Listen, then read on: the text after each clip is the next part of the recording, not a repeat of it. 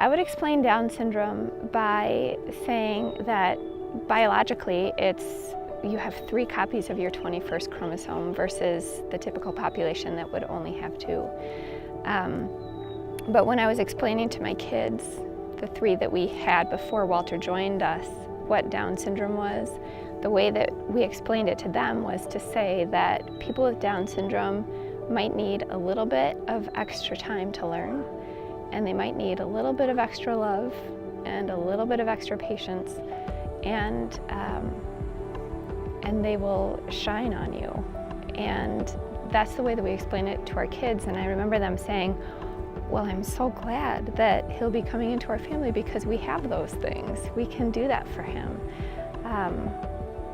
I think to many people it's something really foreign or something that they're uncomfortable with, and we know so intimately that it's something really, really beautiful. It's a diversity that's really beautiful.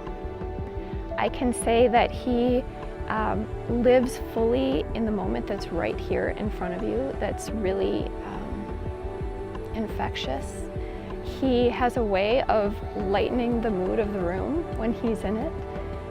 He tries so hard to do the other things that we might just do very easily and take for granted, and it's so neat to see somebody try so hard and get it and then be so exuberant that he's conquered it, that he's done it.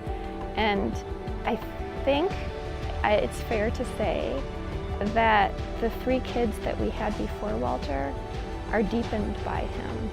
They are changed by him in a really happy, proud, beautiful way. He is exceptionally tender and loving.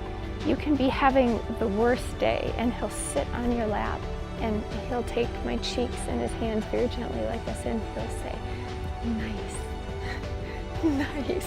And you think, I'm having a great day. I am doing just fine. He has a way of piercing to the core of what's meaningful, and everything else just kind of falls away. Walking is a huge accomplishment for him. When you're born with Down syndrome, you're born with a low muscle tone, and so your muscles don't engage in the same way, and they don't strengthen in the same way, and they're very flexible. And so to keep somebody's body together who has Down syndrome in order to keep your joints in line to move and walk is super challenging. So that is a huge accomplishment. Speaking and communicating is also huge. He's now able to share what he's feeling and share what he wants, which is really redeeming for him, but it's also really a release for us because there's this communication now that was barriered before.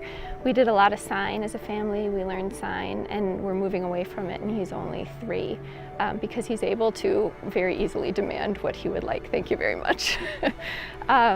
He's also had a couple of incidents where he's needed some medical care, and he charged through that like a champion, and he's strong and able and doing great. So persistence, I think, is a strength of his too. Every little person, every child, every adult has something that they need to work on, and something that doesn't come easy for them. And it's not any scarier than what any of the other 3 have gone through and triumphed over.